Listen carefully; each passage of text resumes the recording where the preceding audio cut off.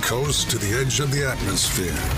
You gentlemen lift us up every day. 104.3 ESPN Northwest Florida. What it do, people? It's the homie Lil Cash. Right now you tuned in with Paul Wilson on the Sports Blitz. 104.3 ESPN Northwest Florida. The hottest sports show in the South. Let's go. Cause Lil Cash with another hit with Paul Wilson on the Sports Blitz. Where they talk trash and they talk ish. When it comes to sports, man, they too legit. It's 104.3 ESPN. If you love sports, better chime in. NFL, college, local sports, they got it. NBA, they got it. Sports Blitz, the topic. The show hottest wasabi. Better tune in and go watch it. Hey, Sports Blitz with Paul Wilson. If you even tried, you can't stop it. Bone Crusher gon' pop it. No Jeff gon' pop it. Go like, comment, subscribe, and share right now. Here we go. It's live on this Thursday, and you're locked into the Sports Blitz with Paul Wilson at 104.3 ESPN Northwest Florida, your spot for the Atlanta Braves. The Braves are playing right now, so we will not have them after the show, but either way, we're going to have them on Saturday. So good to have everybody here joining us today. Don't forget, if you want to be a part of this show, you can be. All you got to do is call the Tropical Spas and Pools phone line. 850-215-6290 is the way you do that. Jeffrey is in Baton Rouge, so he won't be joining us today, but Bone Crusher's here. Bone Crusher, how are you today, my friend? I'm ready to make some noise. Oh, yeah, we're going to make some noise because we're going straight to the phone line with our friend of the show, Jermaine, the Funny Man Johnson. My guy, how are you today? I'm doing good, Paul. How y'all feeling, man? Oh, man, we are going through some of the most tumultuous rain you had ever seen in your whole entire life. Our Friday night football is still going to go. We got a Thursday night game tonight, so we're pumped up about it, but we are wet and wet and wet over here in Florida. Yeah, well, I think we're getting the outer band or whatever you all get, because I think every day for like the past month and a half, it's just sporadically been like some type of lightning or thunderstorm going on every single day, no days off. Yeah, I'm with you on that. Thankfully, we still got the Florida sun and heat, so we're dry off real quick here. But, man, I'm so glad to have you. How you been doing? I mean, are you pumped up? We're about ready. Yeah, life's been good, man. Football is definitely in the air. You're seeing a lot more content from people and practices and positions being filled and named. So, yeah, it's close. You know, I'm ready to wake up on Saturdays and enjoy the shows. Oh, yeah, I'm excited about it. Let's dive into this Alabama football that you love to carry and I love to listen to. To me, it seems like it. Obviously, there's a lot of quarterbacks competition going on across the country, especially in the SEC. I really think that Keelan Russell is going to be the guy, whether he starts out that way or not, but I think he's going to be the guy. What say you, my friend? Yeah, I'm going to agree with you. All signs are kind of pointing that way, but I get the hesitation in the choice, because if people remember, I'll say this: everybody just remembers the ending score to the Rose Bowl. Yeah. I believe 38-3. Not a pretty sight, but if you go back and look at the tape, man, Austin Mack was showing flashes. Yeah. Of greatness, of just running ability. So we know that he's a good, solid quarterback. And if Keelan can beat him out, I think that says a lot about what Mr. Russell can bring, because Austin Mack is not a slouch by any means. No, and that's the biggest thing. Bringing him from Washington with him, it would almost seem like, hey, it's his turn, and in Alabama history, we've had that happen, whether it was Mac Jones or even last year with Ty Simpson. It just, seemed like it was their turn. And it's going to be interesting. Let me ask you this about that, though. And this is something that is a national question that a lot of people, I don't know if they're not thinking about it or what. What are we doing with our 5 stars? Because if you look across the spectrum of college football, you're seeing a lot of transfer portal guys. When you see the transfer portal start dominating the starting quarterback position, what does that say to these 5-star kids that's going to come and play at your school, but they're going to always have to sit that first year. Do you think some of these guys are thinking, man, you know what, I better give these guys a big-time look because nobody really wants to come and sit? And what will happen if some of these guys that are 5-stars decide, you know what, I'm going to go to these lesser schools and go ahead and start, and then if I want to go transfer later, I can do that. What do you think about that?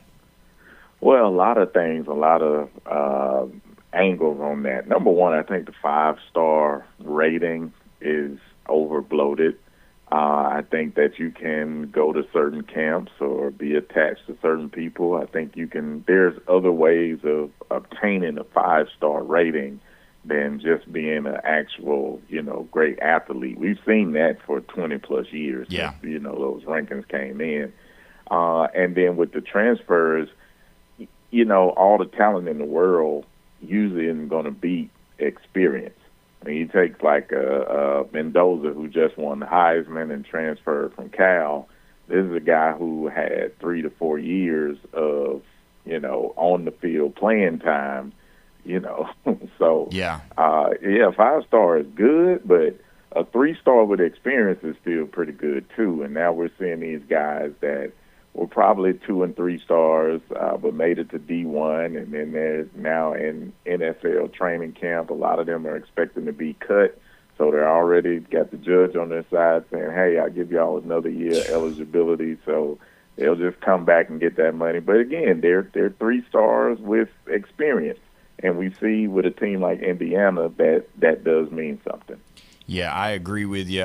Lord, I hope they do something before this gets out of hand. Again, I don't want another football season marred by going to court. I just don't want to see – I don't want to talk about court cases. I want to talk about whether or not the offensive line is blocking the defensive line. You know what I mean? I don't want to go through all of that. So with Alabama's outlook for this year, AP come out, coaches poll came out. Didn't respect them too much. They didn't respect a lot of teams to me. So everybody is on the format, and we've got our in-house Texas guy. He's here from the Lone Star Bullhouse, Stone Cold Brian Austin. He's in the building with me right now. Texas diehard through and through, even loves Dallas Cowboys, if you can believe that. Oh, Lord. But everybody has kind of cemented Georgia and Texas, and then everybody is kind of like, who's going to be the other 2 that's going to make it in if we get 4 or we get 5 in like we did last year. Where do you see Alabama with that? And then are you buying this whole they're going to automatically just is Texas going to be that good, and is Georgia going to be, Georgia again? Well, I think there's some complacency and safetiness with a lot of these journalists or media talking heads. And what I'm saying is, the Nick Saban years, it was safe to pick Bama. Yeah. And then it was kind of controversial to put them, finishing second or third, right? I think Kirby now is the elder of the league. With Sark not too far behind. So these are 2 programs that have traditionally done well, so they're safe to pick. Alabama has a lot of question marks, so it's safe to put them a little bit lower. And I'm okay with all of it because at the end of the day, the ball has to be snapped. The game has to be played. We can, people can talk. They can make all the predictions.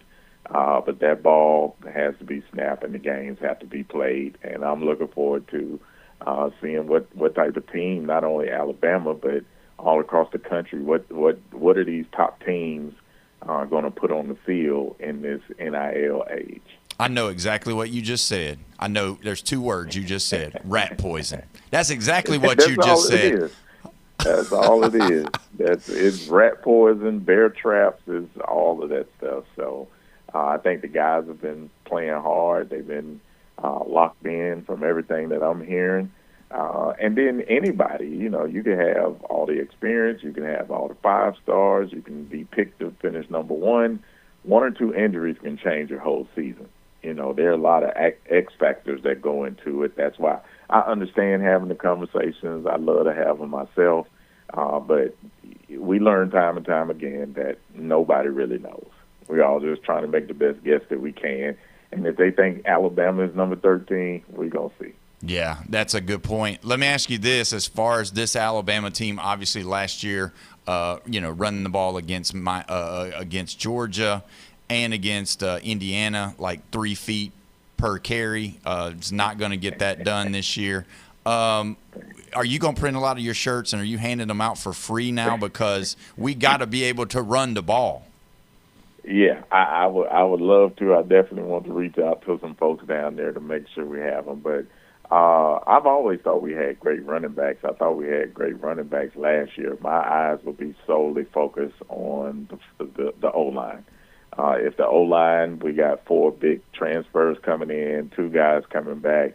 If they can't gel together, if they can't lock in and be a good run-blocking team, it won't matter who's in the backfield. You can put Herschel Walker and Tony Dorsett back there. It's not going to matter if that O-line, can't do what they got to do. So my eyes will be solely focused on that front 5. So Kalen DeBoer coming into this season, still there's a lot of people having like you said earlier in the conversation, a bad taste in their mouth from that last game, that last score. Nobody's really talking about, hey, they won a playoff game last year better than everybody else for the most part in the SEC, everybody in the SEC. Do you feel like that there's just a unrealistic expectation for Kalen DeBoer following Nick Saban? Because all these years we all had to know, and especially me, in the back of my mind, I already knew. I had told my wife one time, I said, I'm going to enjoy this. I'm going to beat my chest, not in a bad way, but I'm just going to, I'm going to relish this, because one day Saban will not be here. And now we're here. And it seems like people are like crazy because they expect Saban to be reincarnated, and he's not the same guy. Right. It was going to be tough for anybody taking that position, but DeBoer, he wanted it. He's not running away from it. And this is a man who is still 2-1 versus Georgia, has not lost to Tennessee, has not lost to Auburn, has not lost to LSU, hasn't lost, any of the major rivalries. He's got the Vanderbilt loss on him. He's got a snapping the 10-game win streak season on his belt. So I think he's a great coach. I don't think there's a coach available that's better than him. He's figuring it out little by little. His players have said multiple times they love playing for him. Like you said, we got a playoff win. Everybody can't say that. He's appeared in the SEC championship. So I'm going to grade him on his own curve. I know everybody else is going to grade him on the Nick Saban curve, but I think he's doing a great job, and he can get better. I agree with you. I think they just want more. And this is a personality thing. You know how it is. You want that guy that's going to be screaming, and they want him to break a headset. They just want him to snap the thing off, throw it on the ground, act like you're cussing or saying something, and then, I think that would I think, honestly, in Tuscaloosa right now, if he was to do that one time, I think the fans would probably give him a break and get off his back just a little bit. What do you think about that? You think that might be something he could do that would kind of let him be like, hey, maybe he is a little fiery? Yeah, no, I don't want to see that from him. It wouldn't seem genuine. He seems mild-mannered, and I'm cool with that. He's still got a lot of more fire than Alabama coaches that I've seen in my lifetime, save for Gene Stallings, who was a firecracker. But when I'm thinking about the Mike Ears, and Bill Curry and all these guys, you got a little more fire than usual Bama coaches. So I've seen him turn up.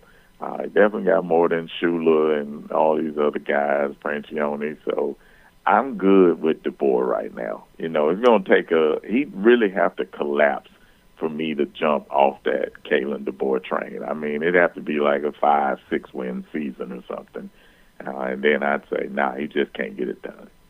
I'm with you on that. Now, let's talk about you for a little bit. I know that you've done some touring and you caught it off the couch.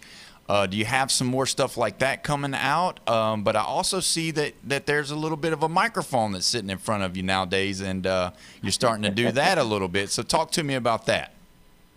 Yeah, so we do have a few shows lined up. So we're doing what's called the Enemy Territory Tour.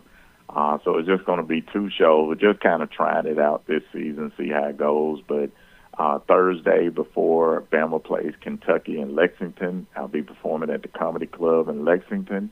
And then Thursday in Nashville, before Bama plays Vanderbilt, I'll be at the Lab at Zany's performing. So I think we'll have some fun with it. I like to do some Friday night shows, just for people that do travel to the games, for people that live in the city, giving them something to do to enjoy the game before the game.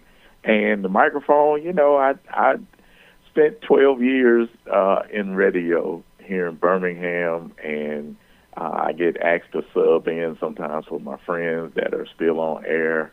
And, every time I fill in, everybody like, man, are you coming back? Are you doing it? It's just a scheduling thing right now. I get a lot of players and former players that ask me for interviews. I'm like, God, I don't have a show, but I can, put you online and interview you on my page. So it's just fun, man. It's just communicating and having conversations, which is what I love to do.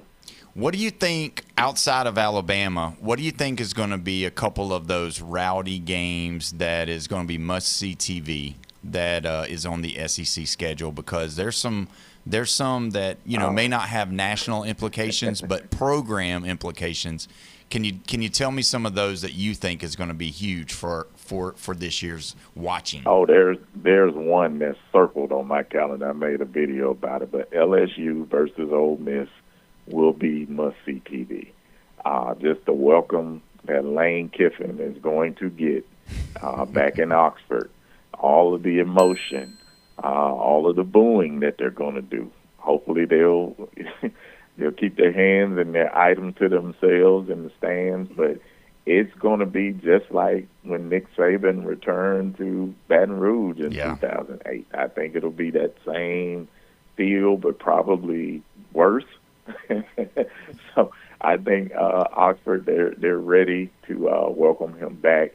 I know the Grove is going to be jumping, and these are still 2 great teams, a lot of good athletes, 2 good coaches. So I got that game circled.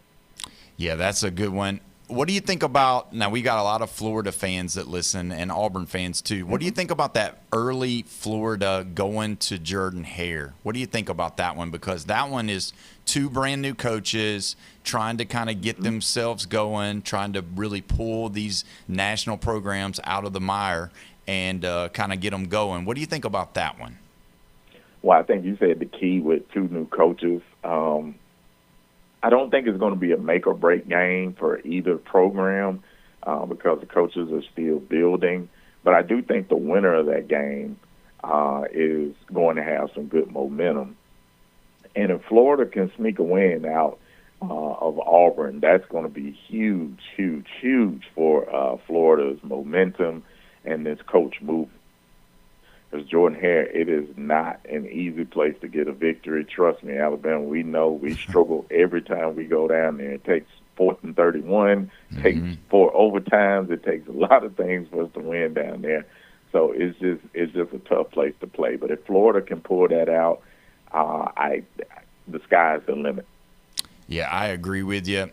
We are bumped up against the break. We want to thank you for coming on and always being available for us, and we just appreciate you. Give us, let everybody know where they can find you, where they can find your stuff, and definitely watch you this year, and definitely help you out in any way, especially going to these shows and all of that. Yeah, y'all can visit funnymain.com. That's FUNNYMAINE.com. On that first page, you'll see the tour links. All of the social media links are right there. So funnymain.com to keep in touch. We'd love for y'all to do that.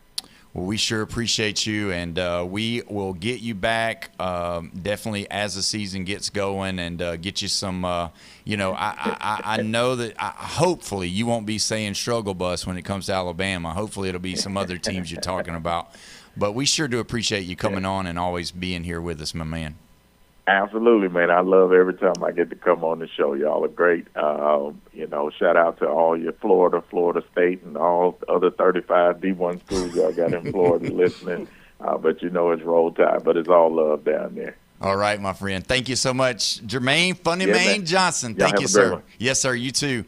We are awesome today because Brian is in the building. When we come back, we're going to dive into the Lone Star Bowl House and all things Texas. And somebody's already starting to talk smack about he must have got dressed in the dark when he came on the show. You're listening to the Sports Blitz with Paul Wilson at 104.3 ESPN Northwest Florida.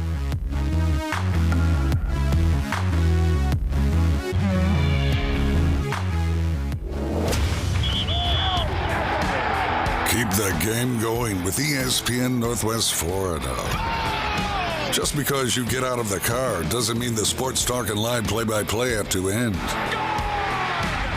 Just say, hey, Alexa, open ESPN Northwest Florida. From Michigan Avenue to the man cave, from the car to the kitchen, we've got you covered. Keep the game going. Hey, Alexa, open ESPN Northwest Florida. Good afternoon. This is Anna on ESPN Northwest Florida with your forecast on this Thursday.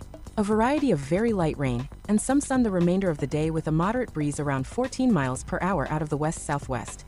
And look for it to be 91. Tonight, there will be a variety of light sprinkles and partly cloudy skies with the temperature reaching 79.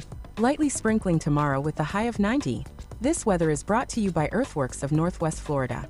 Thank you for tuning in to ESPN Northwest Florida. Rely on it. On September 2nd, DraftKings Game Day arrives with massive deals, exclusive deals, and an all-day celebration built for sports fans. The countdown has begun. All roads lead to Game Day. The DraftKings Sports app is now live in all 50 states. That means Florida, from Texas to California, every fan is in on the excitement. One app, every sport, all 50 states. DraftKings Game Day is yours. Remember the date, September 2nd. DraftKings Game Day is the kickoff of a new season, a new era, and the biggest day in sports history. Get ready to celebrate. New DraftKings customers sign up with the code NW Florida. Spend $5 to get $150 in rewards within 14 days. That's code NW Florida in partnership with DraftKings. The crown is yours. Event trading offered by DraftKings Predictions, a CFTC registered introducing broker. Trading involves risk of loss. Market availability varies. Eligibility restrictions apply. $50 every 7 days via click-to-claim issued in non-withdrawable predictions dollars that expire in 1 year. Ends August 23rd. Terms dkng.co/predictions promo. Nationwide based on sportsbook, predictions, and free-to-play sports contest availability varies by state.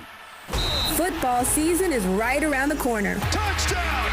And 104.3 ESPN Northwest Florida has an unbelievable schedule of college and NFL games. Do you own a business, want to reach more customers? Put the power of ESPN Northwest Florida to work for you. Advertising opportunities are available right now. For more information, call 850-215-4468 or go to ESPNPC.com and click the contact button.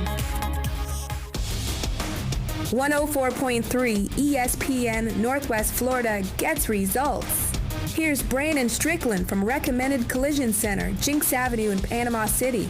At Recommended Collision Center, we're all about taking care of our community, and advertising on 104.3 ESPN Northwest Florida has helped us do just that. Social media ads were getting stale, but the Sports Blitz with Paul Wilson gave us a fresh way to reach local customers. We've seen more vehicles coming in for estimates, more phone calls, and more people recognizing our name. It's been a great partnership for our business, pairing up with 104.3 ESPN Northwest Florida.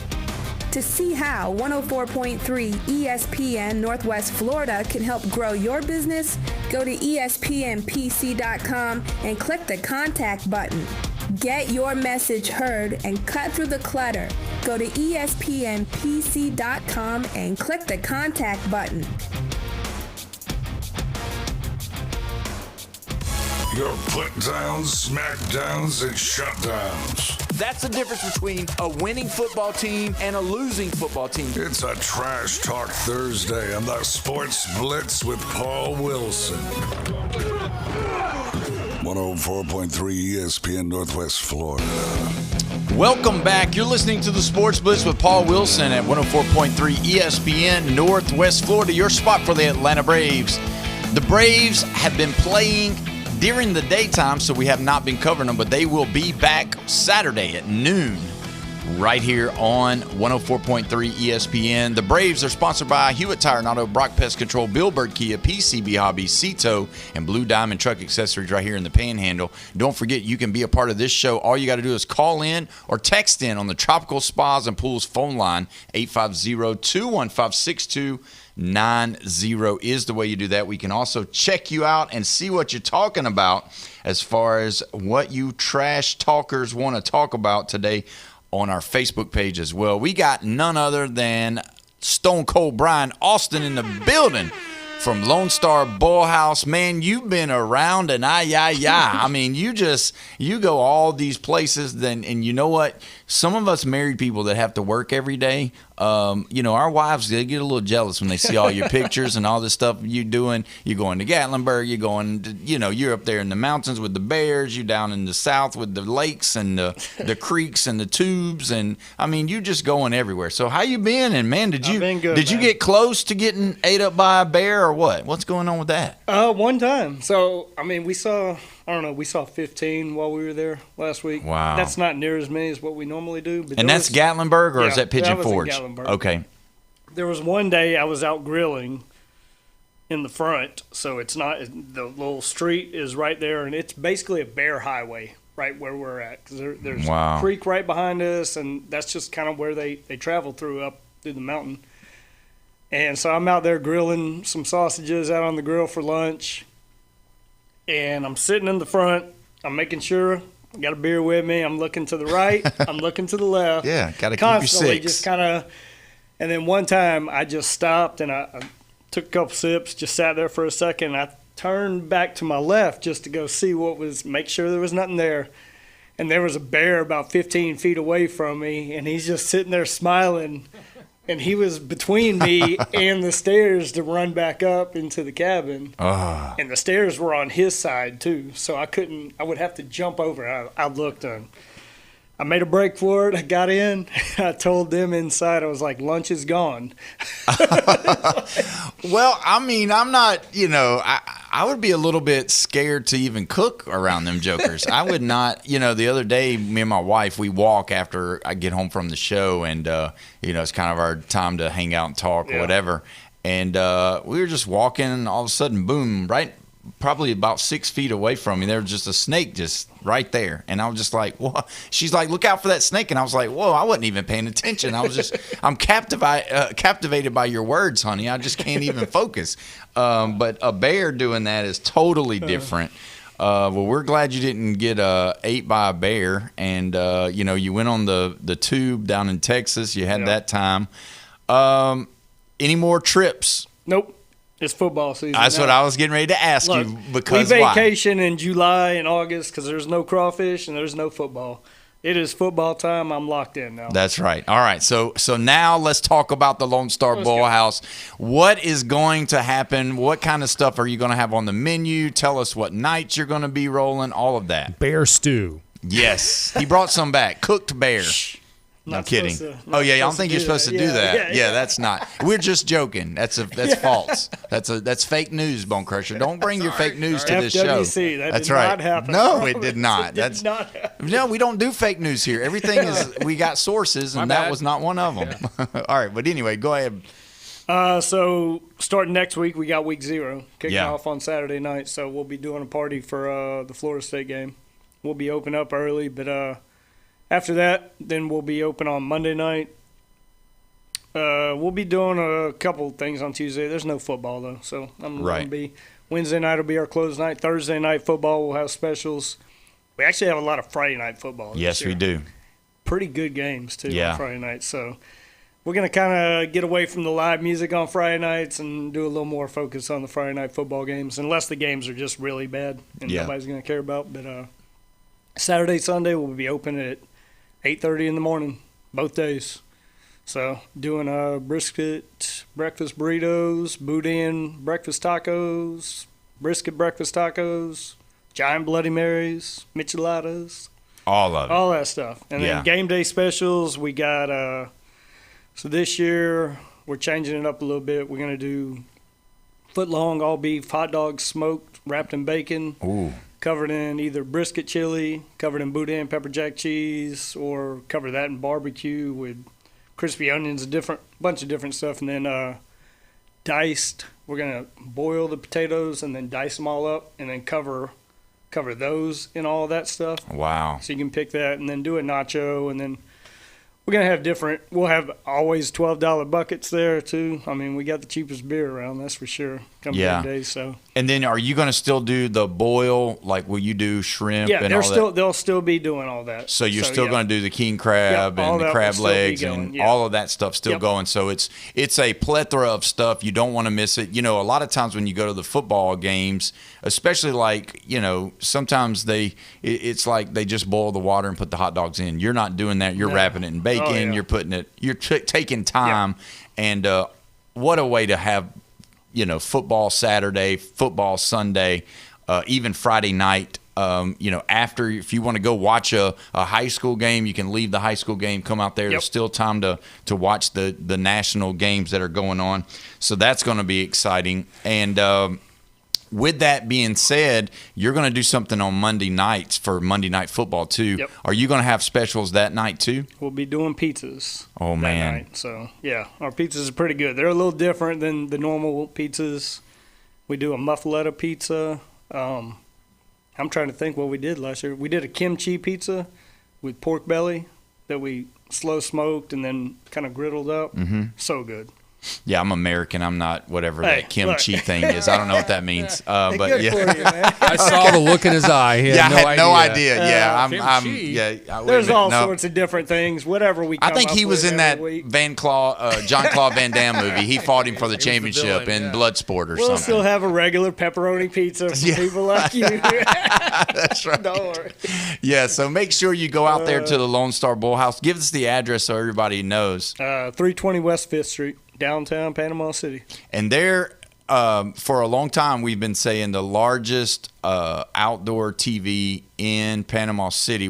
In the city. There's a new restaurant, and we'll be reading about them a little bit later, that's on the beach side. And supposedly they've got a big one. And Jeff's like, we need to get a tape measure to Brian's. There's a little bit bigger. Okay, so they've had it too, though, and I think they got. One of the storms destroyed the first one. Okay. So yeah, I know what you're talking about. Yeah, and mine's Jeff, the biggest on the city side. that's what I told him. Over here. On the beach side, and that's what I told him. He said, "Well, you know, we got to make sure because you know."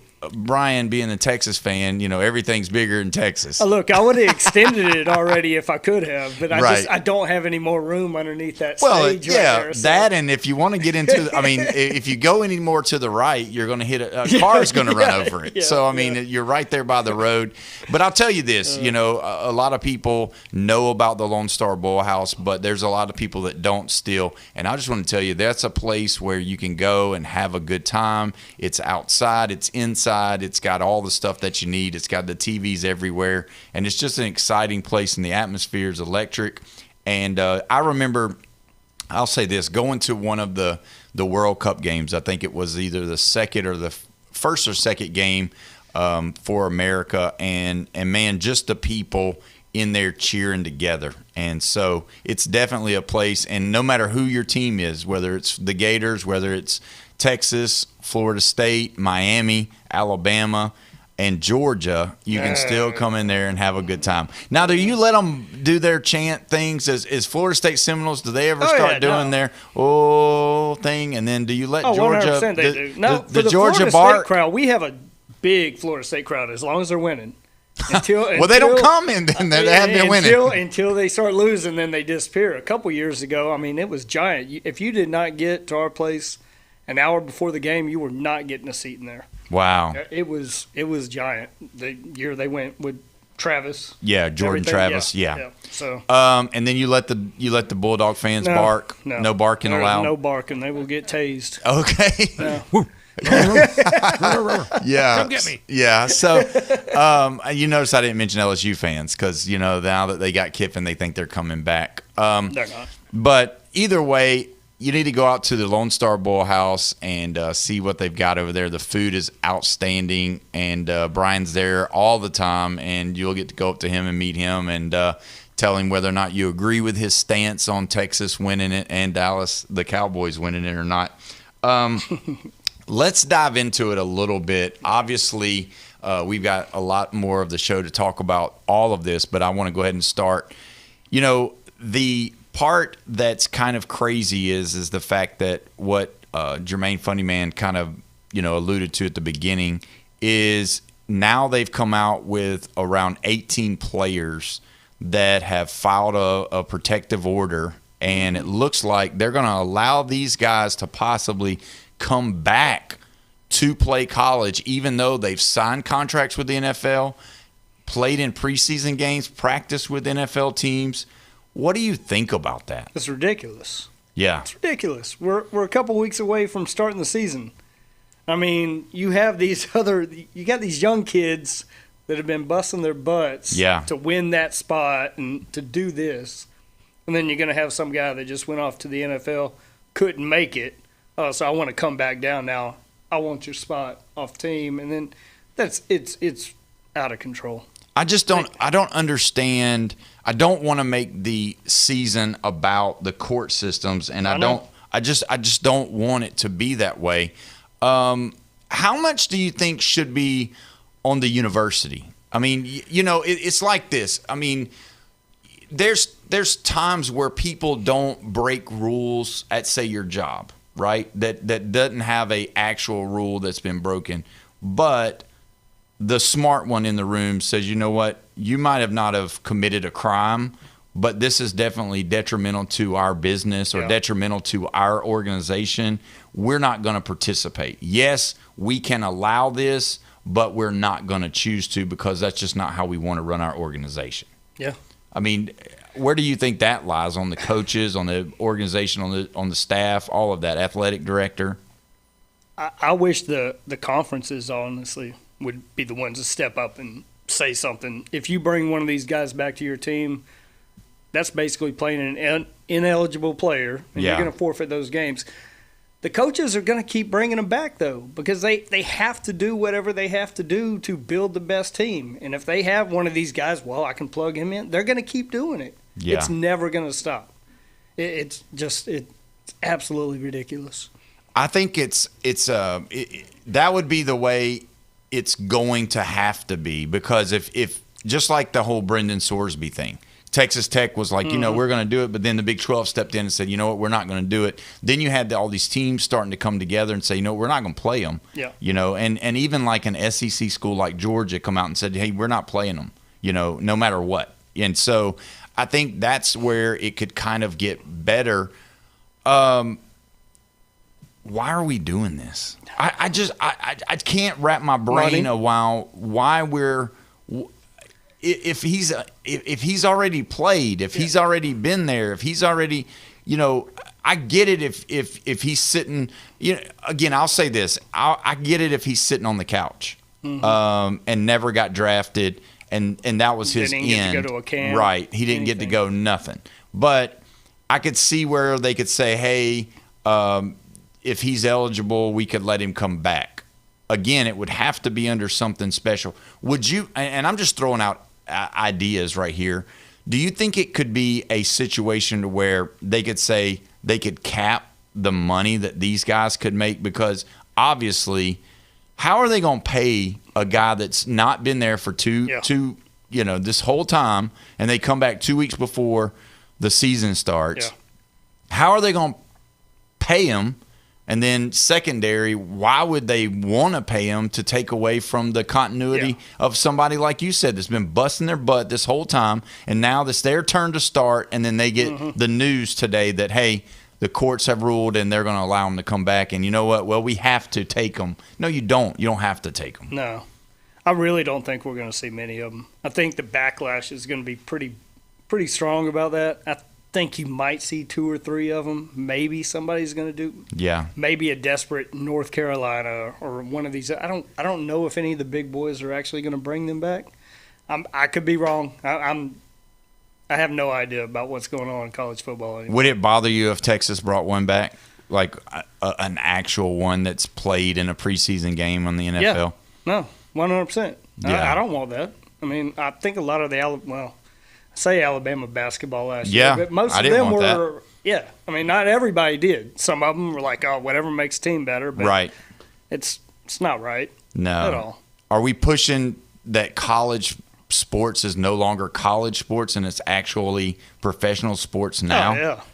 It's not even close. Yeah, and that's where we don't want it, right? I mean, don't we want to protect the integrity of a game that we all love so much and still keep it on the amateur sporting area? I mean, we see the UFL, you know what I mean? We see the XFL back in the day. I mean, we see these other professional leagues like the college football. Why we love it so much is because we see the maturation of these kids. I don't want to see a grown man. I don't, and I know we had a lot of talk about it last year, and yeah, whatever, Indiana's on my brain all the time, but I don't want to see a team that's almost the same age as the Green Bay Packers winning championships in college football. Yeah.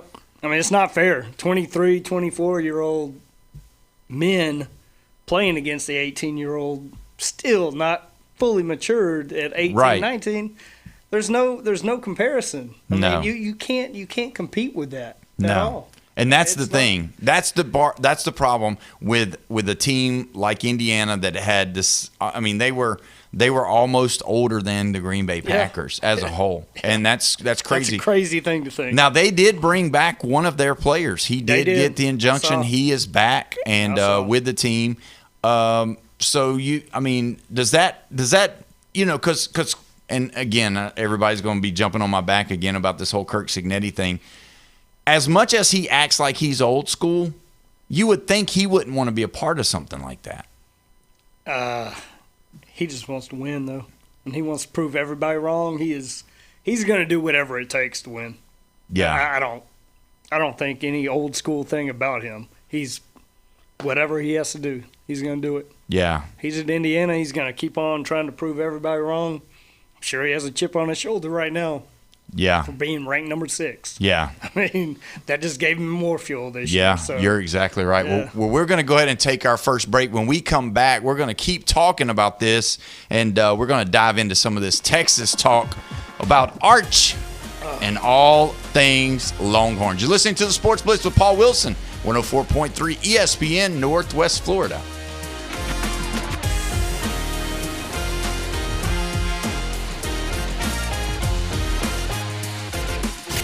ESPN Northwest Florida. It's the Coach James Hale Show. Oh, we got a winner. Good morning, sir. How you doing? Not a sir. It's a Mrs. Oh, Sir. It's me. I'm not a sir. I'm a ma'am, but that's okay. My name's Susan Lane. Hey, Susan. Hey, listen, I want to thank you so much for listening. I know it's got to be hard, but thank you for listening. Thank you for turning in. Well, my husband's actually the big listener, but when we drive around in his car, I'm actually taking him to an appointment right now. He always has it on, and y'all gave out the phone number. I said, I'm going to just try. There you go. Awesome. Who is your husband? What's his name? His name is Les Lane, and he's the big listener. Yeah, so you got to give him a shout out. Georgia Bulldogs. Kirby's smart. You know we found a sponsor for the Georgia. You just forfeited your prize. He's smart, man. Weekday mornings 7 to 9. ESPN Northwest Florida. Looking for your next reliable ride? Don't break the bank. Cruise on down to Emerald Coast Auto Sales. From spacious family SUVs to sleek fuel-efficient sedans, we have an incredible selection of quality pre-owned vehicles waiting just for you right here on our lot at Emerald Coast Auto Sales. Drive home happy today. Emerald Coast Auto Sales, 2815 15th Street, right across the street from Cedar Grove Elementary. Outlaws Barbecue, the best slow smoke barbecue and ribs that fall off the bone. We're talking sandwiches piled high with tender pork, juicy beef brisket, or chopped chicken, plus delicious catfish, fried shrimp, smoked prime rib dip sandwiches, smoked wings, and the best smoked tuna dip on the beach. Save room for homemade cobblers and banana pudding, and catch live music Thursday, Friday, and Saturday at Outlaws Barbecue. Catering available too. Outlaws Barbecue, 6804 Thomas Drive. Motor City New and Used Tire Center. Burn rubber, not your wallet. Cruise into Panama City's newest tire paradise. Motor City New and Used Tire Center is now open. For all sizes and the best prices in town, it's the new Motor City New and Used Tire Center. 2015 West 15th Street, Panama City, between Frankfort and Lincoln, where the rubber meets the road and the prices hit the floor. It's Motor City New and Used Tire Center. Call 850-215-3040. 850-215-3040. The Sports Blitz on 104.3 ESPN Northwest Florida, where the listeners call the plays. That's a big factor in what Florida State's going to do for the future of this program. 104.3 ESPN Northwest Florida. Welcome back. You're listening to the Sports Blitz with Paul Wilson right here at 104.3 ESPN Northwest Florida. Your spot for the Atlanta Braves.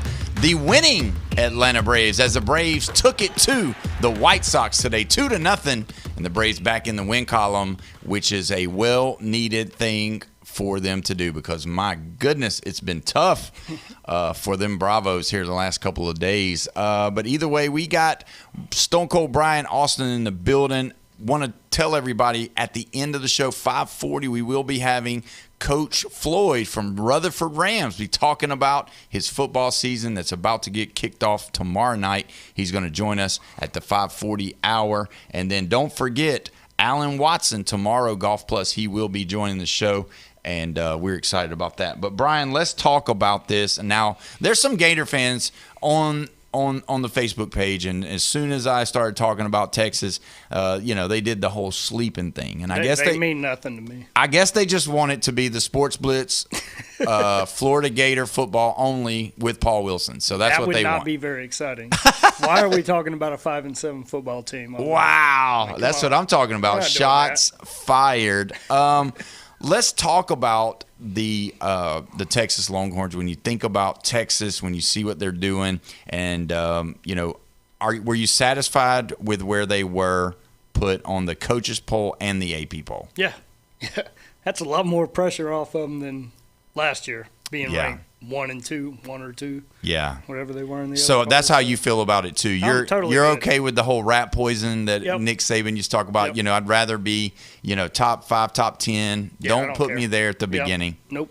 So do you believe anybody else? Obviously, we talked about Indiana being disrespected. Because let me ask you this. Let me put this scenario together for you. If Georgia had won the national title last year, went 16-0. Number 1. All right. And had a transfer quarterback in that threw for more yards from where he came from than Fernando Mendoza threw at Cal. Yeah. If you had Alabama won the national title last year, 16-0, would they have been ranked number 1? Yeah. But, Bama, Texas, Ohio State, any of those that would have done what Indiana did, they would have started off number 1. 100%. They returned a ton, too. Yeah. They've got a lot of guys back on that team. So. Yeah, so you believe that was a thing. What did you think about the playoff teams, the teams that did make the playoffs? It did seem kind of – and people talk about, the AP is just the AP and it's not a big deal or whatever. But when you look at what they did this year, because normally they get it – they don't get it all the way right, but they do usually have the teams that are there at the end of the year right. Alabama, Oklahoma, Miami. Do you think they got all of them right? Because I don't know. What do you think? They're right. You think they're okay? Yeah. I don't think any one of those three, I don't think they're real national title contenders this year. But they're going to be decent. They're going to be 9-3 or 10-2 teams. They'll probably all be right there around the playoffs. Miami is the one that we'll see what Mensa does. Yeah. Because they are explosive still. They lost a lot on defense, but man, they've got some weapons on offense. So. Yeah, and that's the biggest part about Miami is that they've got the firepower that they might be outscoring teams this year instead of just beating them by, shutting them down with the defense. We're going to go ahead and go to the phone line. We got Ed on the line. Ed is from San Antonio, and he's saying Texas has got a little bit too much hype. All right, Ed, what you got? Man, I love my state. I really do. I love my Lone Star State, but I don't think we're 2006 championship quality yet. Why not? Too much hype. There's too many teams out there, and there's probably going to be an underdog like Indiana that can come hit up the playoffs and then just get red hot. Brian? Well, Indiana's not an underdog, so. Not anymore? No. They're not an underdog anymore. No. And, I'm not saying Texas is going to win the national championship because, you don't know. Sure. Anything can happen once you get there. Exactly. Anybody can do it, but Texas is 100%. Sure. They are loaded, though. They are so stacked right now. But just because we're from Texas, don't lie to ourselves. You know what I mean? We have to admit the Cowboys are never going to win a Super Bowl. The Longhorns probably aren't going to win. You got to quit lying to yourself. You got to face facts sometimes. We're getting both the titles this year. Come on. Oh wow. That's funny. Hey Paul, I will agree with you though. I like what you were saying about the college thing. About some of these guys making a ton of money, and then, if they want to get the hell out of Dodge and realizing they're not going to go pro, more power to them as well. Yeah, I agree. I think it's, again, if you went through the process, you hired your agent, you've already practiced, you're playing a preseason game, and you just got cut, and you find out later, I can go back and play in college. You're not going to play in college so you can up your draft stock. You're going back to college just as a money grab. And, if we're just going to call it a money grab, then let's stop calling it an amateur game. Let's just call it – it's not a college sport anymore. We found out this week that Lenore Sellers is not going to any classes this year. He is going to do a internship at a golf course. That's the only thing he has to do as his committal to being at South Carolina. And I agree with you, Paul. I said, once again, I agree with you, I can't Paul. believe this. We'll keep that on stock. Yeah, me too, really. But, it's a hard pill to swallow, realizing that, hey, you're probably not going to go pro, but, if you can make as much money as you can and rob the house and then bounce, more power to you then. There's nothing wrong with that. Yeah, and I agree with you. I do think, though, that this year's Texas team, when you look at it, and again, it's not always the best assembled team or the team that has the best players that win, but man, it sure doesn't hurt to have the best wide receiver or to have the best running back or to have the best quarterback or to have the best defensive line or offensive line or cornerbacks. And if you look across that roster that Texas has built, it's as good as anybody. But you can't tell me that doesn't make people upset, especially the players, whenever, hey, they're busting their butts out there. They're not getting enough recognition or love from everybody. But, hey, our quarterback is or our running back is. Oh, well, he gets all the media attention. He gets all the girls. He gets all the love. But, hey, we're the ones behind the scenes saving your butt every game. Yeah, what do you think about that? Do you think – first of all – yeah, go ahead. I promise you all those dudes get all the girls. Come on. They're all driving around in Lambos and Ferraris. You can be third string at Texas. You're getting all the girls still. The place kicker, he's getting all the girls. The center, he's getting the girls. Doesn't matter. You are a legend if you are a Texas Longhorn football player. That's it. All you have to do, hey, I'm a Longhorn. I'm on the team. Wow. It doesn't help to have the money to back it up, too, so that's good. Well, Ed, thank you so much for the call, my friend. You're always funny, man. It's great. I'm glad we agreed today. Likewise. Y'all take it easy. Peace. All right, buddy. See ya. So, you heard him. Do you think that the narrative of, and we talked about it. We talked about this loaded roster that they have. And the schedule is not as hard this year, seemingly, even though they've got a couple of games that's like, man, yeah, it's going to be tough.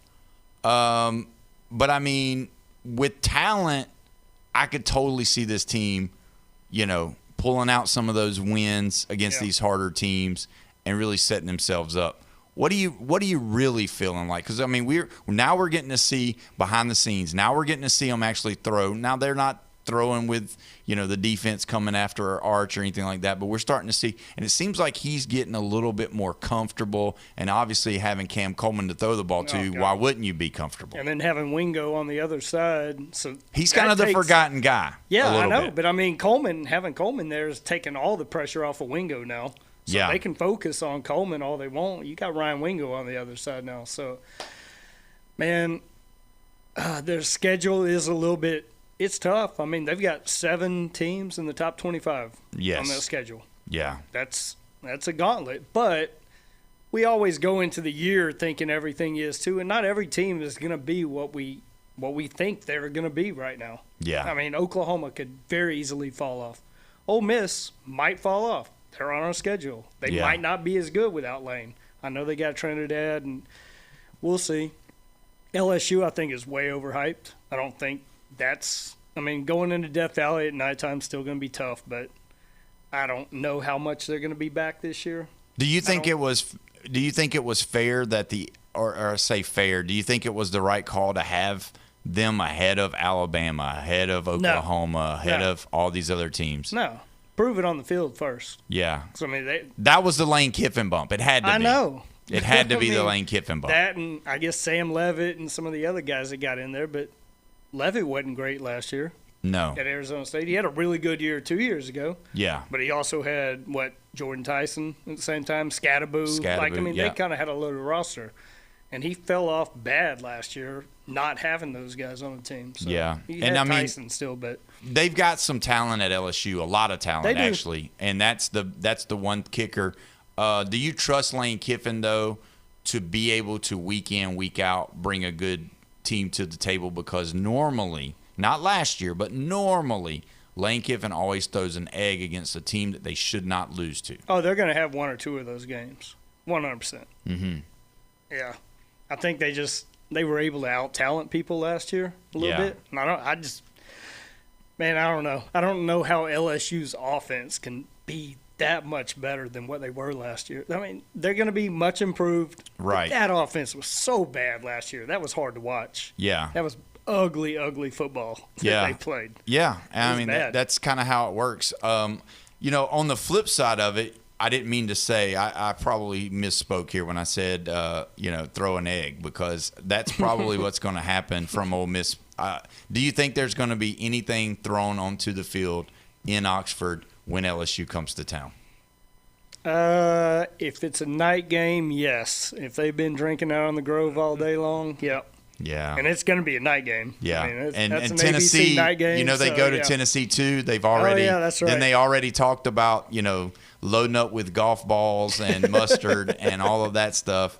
Do you think that's, is that fair play, or you think they should probably not throw stuff on the field? Man, anything's fair play. After what he did last year to them, no. Wow. I do not feel bad for Lane Kiffin at all. Yeah. No. All right. Well, when we come back, we're going to talk a little bit more about all of this, especially college football, and then I'm going to ask him a question about Lane one more time before we get back. Either way, when we come back, we'll be talking about it. You're listening to the Sports Blitz with Paul Wilson, 104.3 ESPN, Northwest Florida.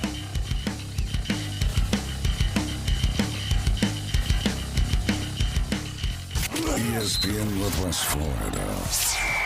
It's the Coach James Hale Show. Fixing to have my knee. I'm fixing to have a total knee done by y'all's man.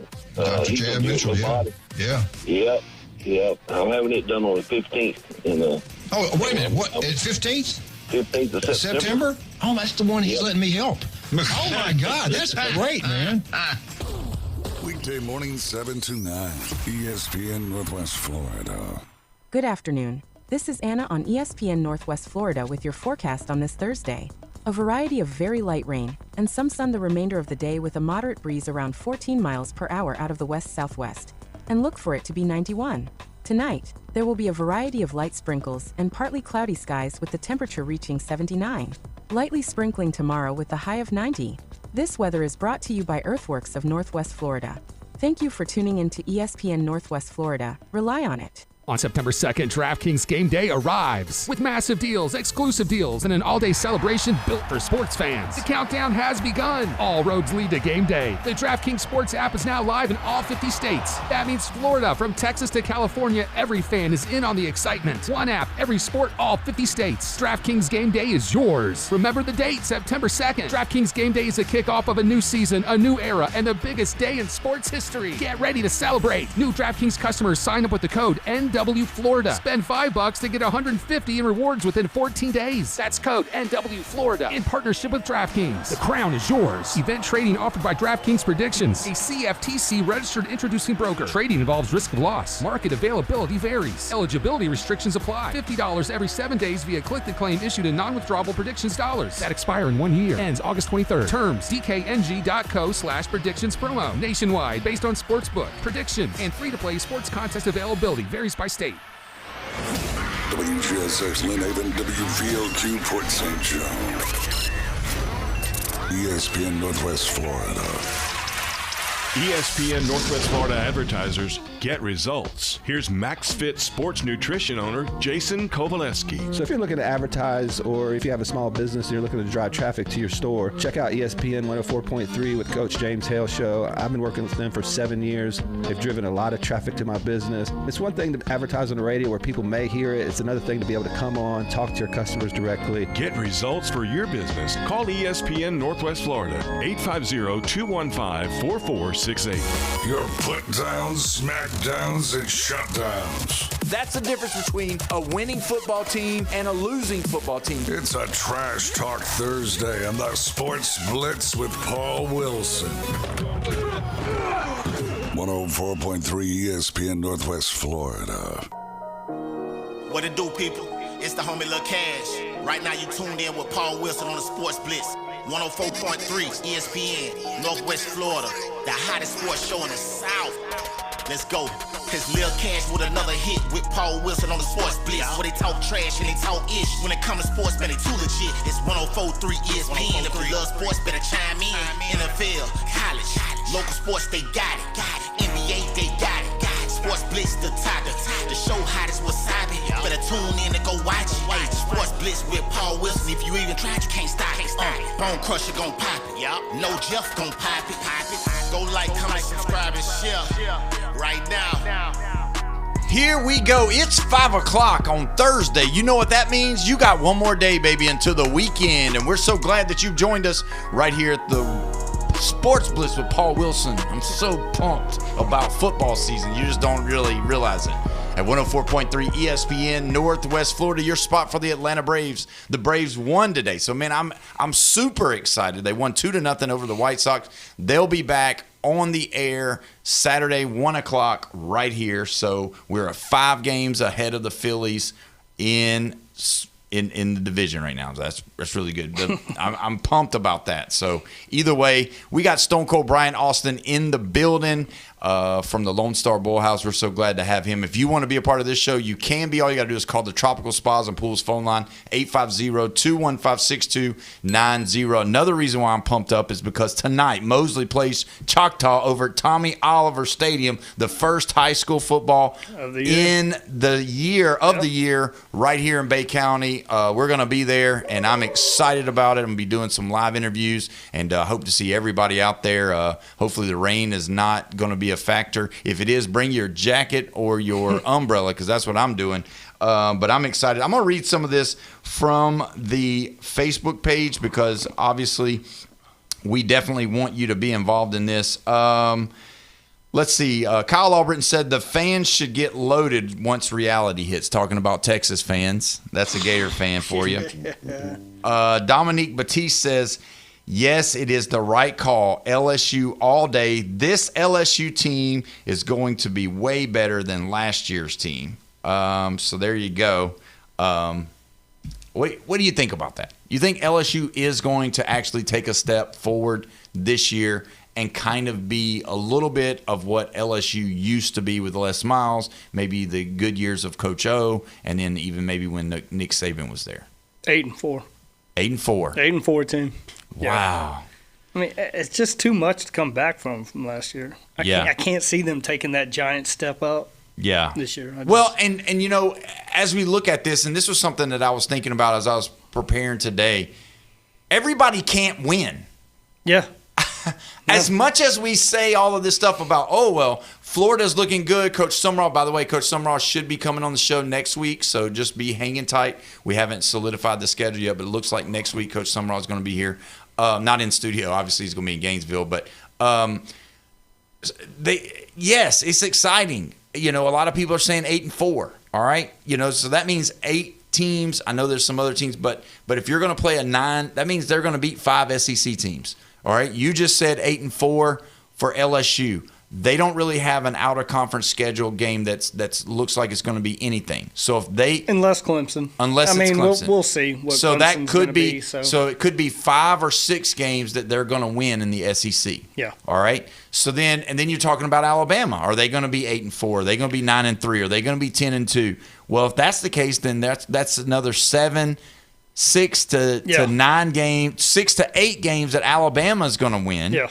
You know, and then you're talking if Texas, you know, if they can beat some of these teams that we're talking about, Ole Miss, Florida, some of these other schools that, you know, they played last year, then when you look at that, I mean, they've got Ohio State. That's going to be a tough game. It is. But then the other games out of conference is not a big deal. Nothing. So if they win, you know, if they beat Ohio State and then they win 8 or 9 of their games, you know, somebody's going to be losing. You got Missouri, you got Oklahoma. Like, everybody can't win. No, everybody thinks every team's going 10-2, basically. And there's it can't happen. It's not going to happen. It's not going to happen. No. There's only there's only a certain amount of Mississippi State, Arkansas teams. I mean, that's why you feel bad for those teams, though, because like Mississippi State's not a bad team. No, but man, like they just can't catch a break, though. No, they get going ran up against this. Yes, like, they get ran against the gamut of all of these teams. And you know, I was listening earlier to one of the shows talking about, you know, Mississippi State, and it's like, yes, they finally got a quarterback down there that everybody's starting to talk about, and it's awesome. But then it's like, but you got Texas and you got Alabama and you got Georgia and I mean, they still gotta be able to beat these teams. Mm-hmm. And as much as I say this in respect to the teams that are in the lower levels, your Arkansas, your Mississippi States, I think this year's Vanderbilt team is going to be a lower. Your Kentucky's. As much as I want to, you know, hopefully that their teams are getting better, their fans have to be realistic. Mm-hmm. You're going to have to play people close. It was just like Auburn last year. Look at some of the games Auburn lost. I mean, had Cam Coleman not fumbled against Alabama, what was going to happen? Yep.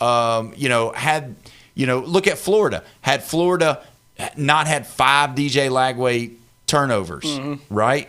Like those, they played Georgia good last year. They played Georgia, yeah. So that's what I'm saying. Like, I wonder if those fan bases, Kentucky, Mississippi State, if they can upset one team and play a lot of teams close, even if they do get the loss, if that really is a successful season for them. But I will tell you this: LSU, Texas, obviously Georgia, Alabama, Oklahoma, Tennessee, and I know I'm probably missing somebody. A&M. Ole Miss and A&M. There you go. Those 8 teams, every single one of their fan bases expect them to make the playoffs. And you got 5 that probably will. 3 of them are maybe. 3 of them are going to be guaranteed. 3 of them are going to be sitting on the outside. Guaranteed 3, if not 4, just depending on what happens in the Big Ten, because of the way how many teams are in the Big Ten and how they rotate, and they're not guaranteed to play a tough schedule or whatever. You know, if Big Ten gets 5 teams in, and then this year you have a decent ACC, you know, conference. You got 2 coming out of there. Then that would be another bump for one of the SEC teams. You know, here we are again talking about eating each other during the regular season. They can't all win, though. No. And every single team – that's why it's like, you know, that was the first question I opened up with Funny Mane, is the fact that everybody's already kind of conceded that it's going to be Georgia and Texas. And then it's like, okay, so we can either have 2 or 3 more teams after that. So then you got all of these teams that I just named fighting for that 2 or 3 spots. And then it's like, oh, man, whoever gets left out of those guys. Now, you know that Brent Venables just today signed a multi-year extension. Good.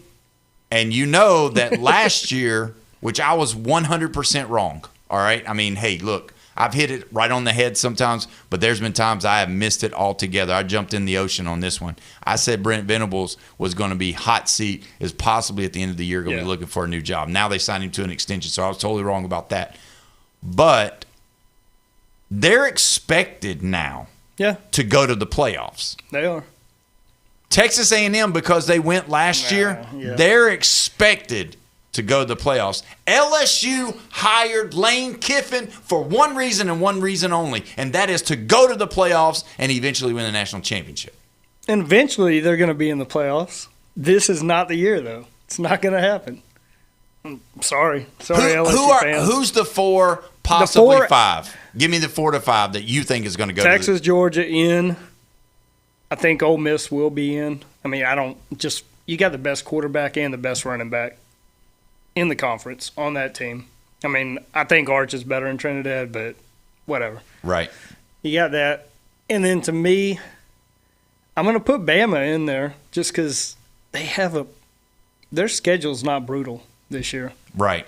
I feel like they're going 10-2. Yeah. In the regular season. That should be enough. Oklahoma's going to take a step back unless they pull an upset. I'm sorry, they're not beating Texas.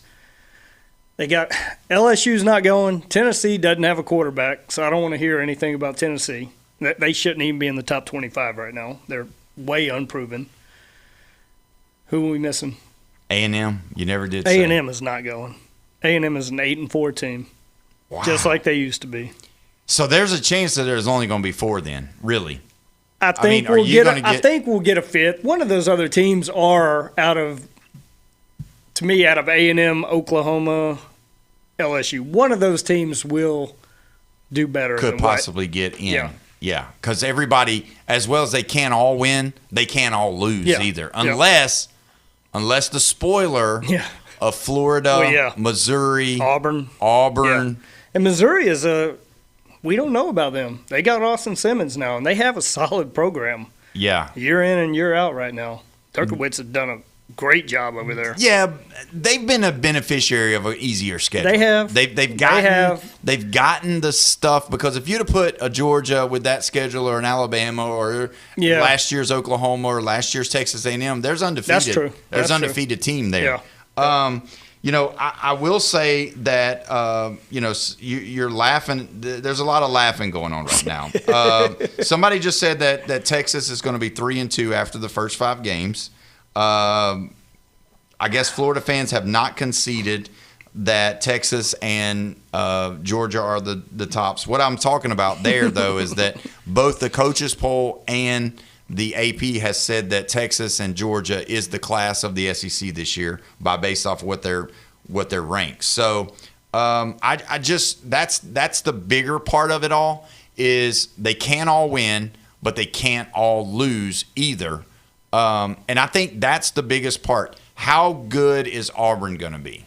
That's the question. How good is Florida going to be? Yeah, those middle of the conference teams, because they could steal games. On the road. Yes, they can steal games. Auburn's a hard place to play. Yep. The Swamp, it's the Swamp. Yep. You get the Swamp rocking. You get those fans believing. You get something great happening. Say a Jaden Baugh, rushing for 200 yards, 180 yards, 106. You get a game close at the Swamp, and Baugh's able to bust almost 175 to 200. That might be a victory. Yeah. You know what I'm saying? Against I know Alabama don't play them, but I'm just saying, like, against Oklahoma or somebody on their schedule that's going to be one of those games, one of those top tier teams. So you don't have any faith in A&M, but you still have a little bit more faith in Alabama. Why? Just A&M got exposed last year. I'm sorry. They had a great run. Talk about weak schedules. Their schedule was the worst in the SEC last year. It was rough. It wasn't supposed to be bad, but those teams that were supposed to be good were bad. Well, I'm gonna push back a little bit to their they beat Notre Dame. They did beat Notre Dame. But they did get them early. They did. And that's the difference. Like, do you believe A&M would have beat Notre Dame at the end of the season when Notre Dame had went off for 10 straight? Notre Dame was killing people at the end of the year. Yeah. They would have been dangerous in the playoffs last year. So you think that A&M it was a perfect storm for A&M last year, that was just, I mean, you're almost saying it was luck, with the benefit of having an easy schedule. Yeah, pretty much. And there's no hate. Texas exposed them so bad. No, there is a lot of hate for A&M. But Texas exposed them badly in that game. I mean, Marcel Reed could not do anything against our defense. Yeah. He looked bad. And he didn't do anything against Miami. Great defense in the playoff. Horrible weather conditions, I know, during that game. The wind was blowing. But still, they had no offense in that game. Yeah.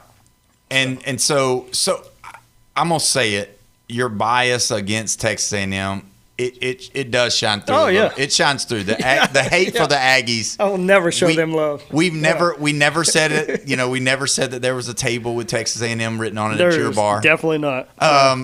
But let me ask you this. Is that the new rival, or is it still Oklahoma? It's still Oklahoma. Until A&M can beat Texas, they're number 2. Their little brother. They're always going to be little stepbrother. We don't worry about them. Just go in there and beat them like we do every year. So, I mean, they have to hate that. We just came into the SEC, beat them both years. Yeah, that's the problem. That's the problem right there. Yeah, that's the problem. I didn't care I cared that we didn't make the playoffs, but to ruin their perfect season and to knock them out of the SEC championship, that was so worth it. Yeah. Last year. So I just, if what would you say the key though?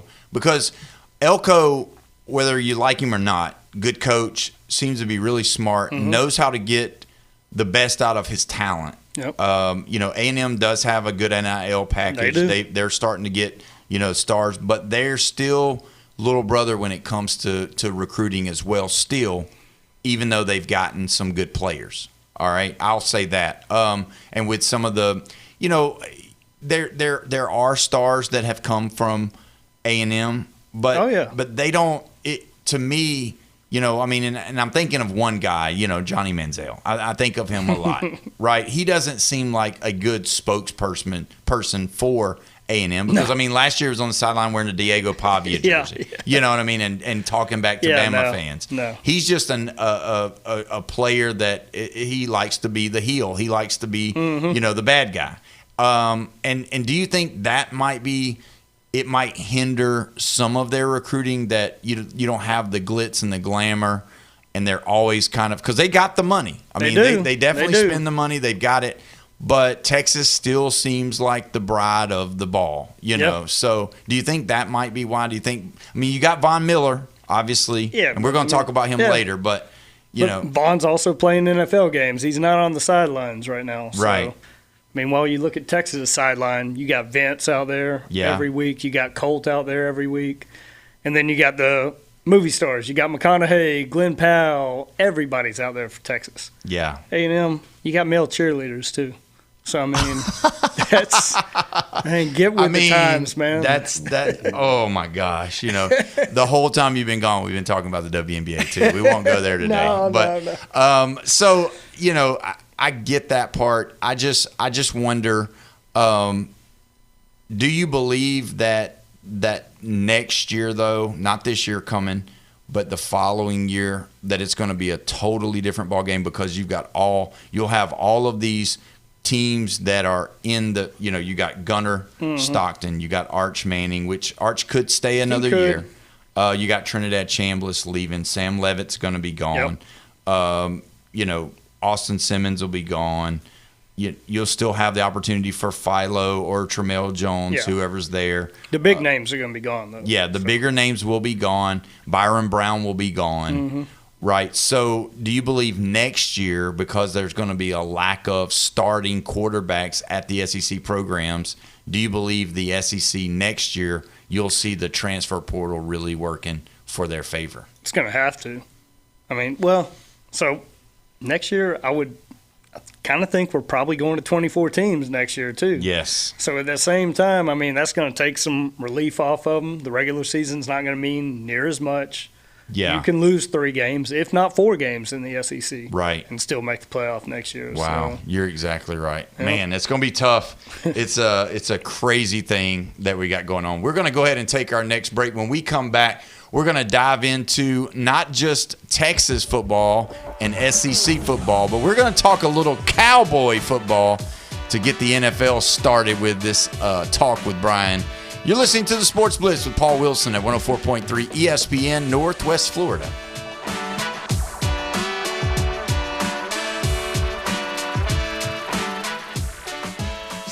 ESPN Northwest Florida. The Dan Patrick Show. Dan Patrick. Kyler Murray is going to be the starting quarterback in Minnesota. I don't know if the Vikings are giving up on J.J. McCarthy after 10 starts. Maybe they're taking a pause. 6-4 in those 10 games. And it's rare for a team to rip the Band-Aid off like this. It's the Dan Patrick Show, weekday mornings from 9 till 11. ESPN Northwest Florida. Good evening, this is Joanna on ESPN Northwest Florida with your forecast on this Thursday.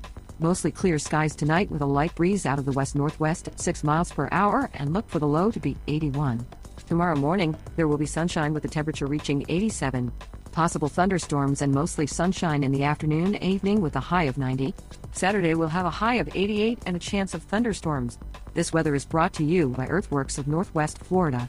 Thank you for listening to ESPN Northwest Florida. Rely on it. On September 2nd, DraftKings Game Day arrives with massive deals, exclusive deals, and an all-day celebration built for sports fans. The countdown has begun. All roads lead to Game Day. The DraftKings Sports app is now live in all 50 states. That means Florida, from Texas to California, every fan is in on the excitement. One app, every sport, all 50 states. DraftKings Game Day is yours. Remember the date, September 2nd. DraftKings Game Day is the kickoff of a new season, a new era, and the biggest day in sports history. Get ready to celebrate. New DraftKings customers sign up with the code NWFlorida. Spend $5 to get $150 in rewards within 14 days. That's code NWFlorida in partnership with DraftKings. The crown is yours. Event trading offered by DraftKings Predictions, a CFTC registered introducing broker. Trading involves risk of loss. Market availability varies. Eligibility restrictions apply. $50 every 7 days via click-to-claim issued in non-withdrawable predictions dollars that expire in 1 year. Ends August 23rd. Terms dkng.co/predictions promo. Nationwide based on sportsbook, predictions, and free-to-play sports contest availability varies by state.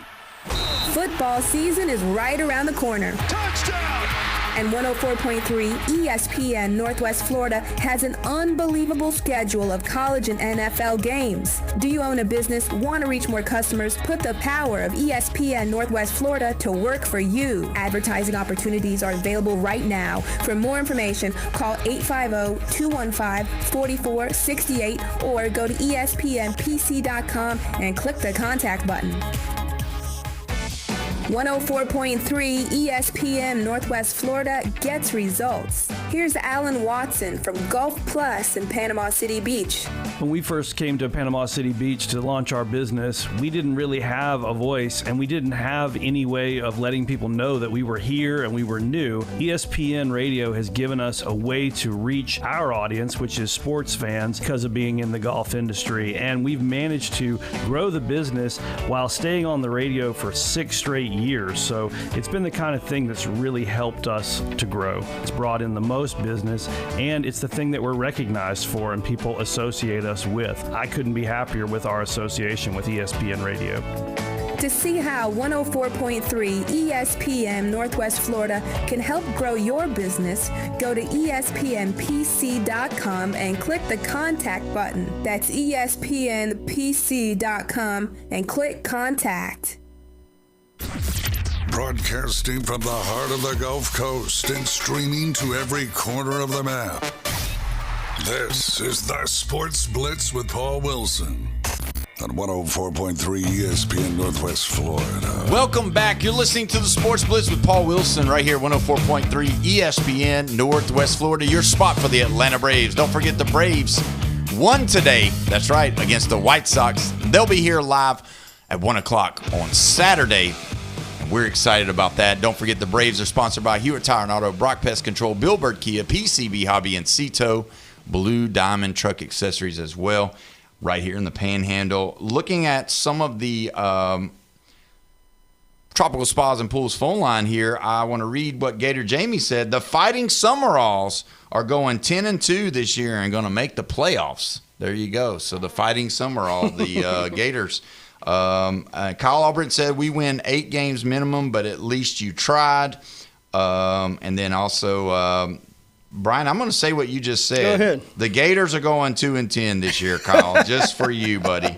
So there you go. You can always find us right here at ESPN Northwest Florida on our Facebook page. Gator Jamie, I'll have what he's having. Oh, wow. That's what I'm talking. Yeah, exactly. I hope he's not driving. I'm kidding. That schedule. And again, I'm not talking bad about Florida. I mean, if they go 10-2, Summerall should win Coach of the Year. Yeah. You know what I mean? And, I mean, I'll vote for him tomorrow if he does that.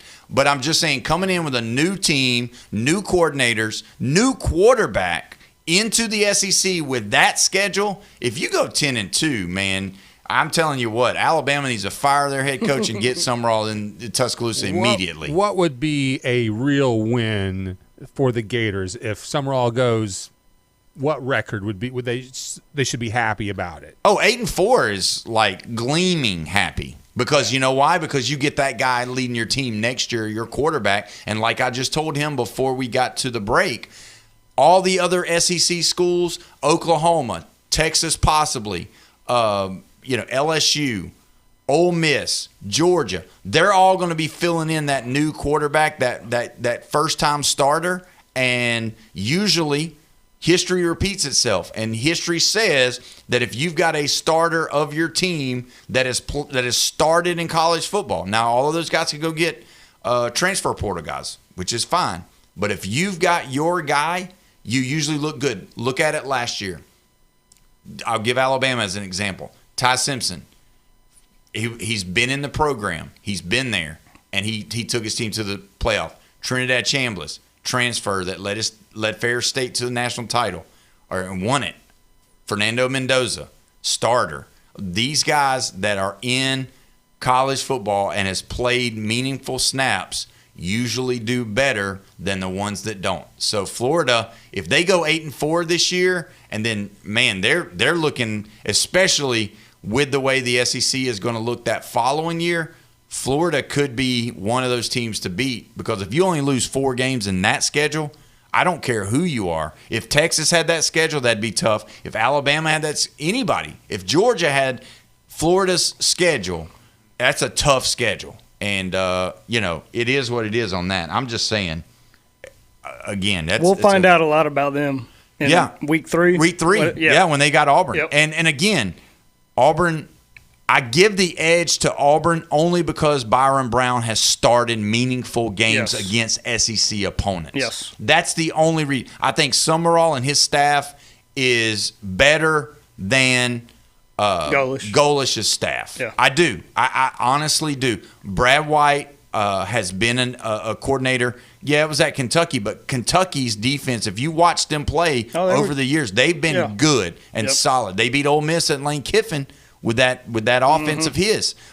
So that's the thing. Yes, Buster Faulkner was at Georgia Tech, different play, but if you remember, Haynes King played Georgia really good. Oh, yeah. So those guys have played against SEC talent. I know Golish has and all of that, and I know that Byron Brown has. That's the only reason why I'm giving them a little bit of an edge, and the fact that they're playing at Jordan-Hare at night. Yeah. That's the problem. Yep.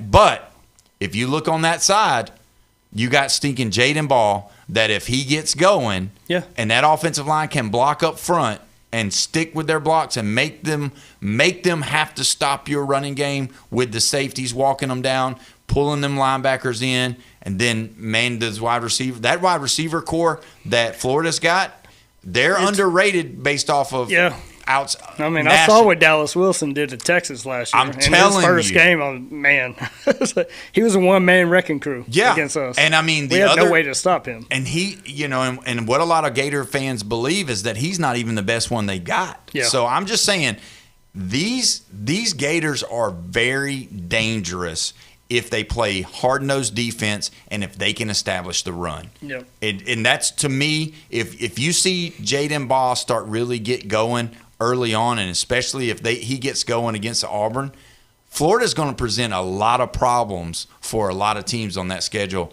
I'm not saying they're going to win more than 8, but I am saying that they could possibly make some teams really nervous into the fourth quarter, because that's all you got to do. Yeah. You want to get the game to the fourth quarter, and you're in striking distance. That's it. Yeah. And then that because then everybody kind of levels out. Star versus star. At that point, and you talk about Dallas Wilson, you talk about Vernell Singleton, you talk about these guys, but Jaden Baugh, that dude, I'm telling you, that dude, barring injury, stud running back in the NFL, because not only can he run between tackles, but if he gets outside, he's gone too. Yep. So I'm just saying those guys are very, very good. So it's going to be interesting to see what happens. Let me ask you this. When you talk about the Dallas Cowboys, Yep. all right, here we are again. Von Miller's he signed. Now Jeffrey said over the hill for an NFL player, he's not going to get you 2 to 3 sacks. He just had 9 last year. I told Jeff if he gets 4 to 9, and by God, if he gets 10, Cowboys going to have straight up that's all they want. Defense. I mean, that's all they're looking for, and the veteran leadership from Von Miller. I mean, he's a Texas boy too. I mean, from Texas, Yeah, I told him he wears a cowboy hat a lot. He is a cowboy. He wears a cowboy hat a lot. 100%, man. So, would you see him being like a specialist, like subbed in on pass plays mostly? I mean, are they going to utilize him to keep him healthy, to keep him fresh, to keep him ready? Because the difference between this year's Dallas Cowboy defense and last year's before the trade was the fact that you could run the football on Dallas. Now they've changed that. Now they're going to get, they signed Quinnen to a bigger you're contract. not running the ball. That big bar of soap. I mean, he is so hard. He's slippery. He's so hard to block. The Cowboys' front 7 are going to be unreal. Then you add Von Miller, and I think if they can utilize him the right way, this was my whole point to Jeff. He didn't agree, obviously.